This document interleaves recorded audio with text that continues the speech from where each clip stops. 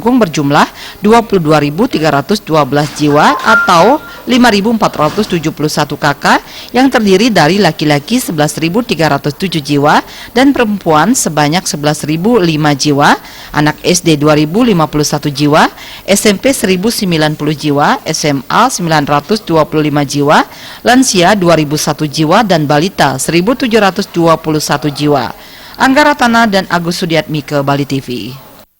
Sementara itu, pemirsa, Polres Karangasem mengeluarkan imbauan kepada para pengusaha galian C agar menutup usahanya atau stop beroperasi. Selain berbahaya karena berada di zona kawasan rawan bencana, aktivitas tambang itu juga menimbulkan keroditan arus lalu lintas.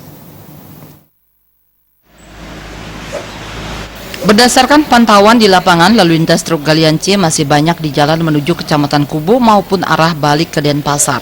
Utamanya galian di wilayah Tukad Abu, truk masih hilir mudik untuk mengangkut pasir.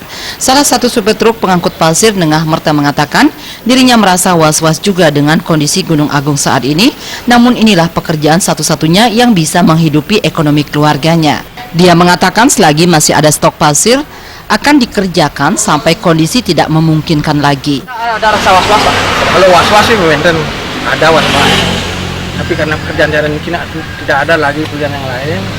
Pasar yang jalan umum sekarang kan.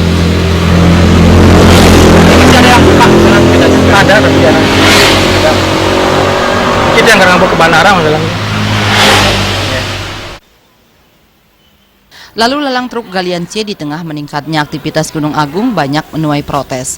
Kehadiran truk-truk itu dirasa sangat mengganggu kelancaran arus lalu lintas. Selain sangat lambat, beberapa titik ruas jalan menjadi tempat pemberhentian yang sudah pasti memicu kemacetan. Adi Setiawan, Bali.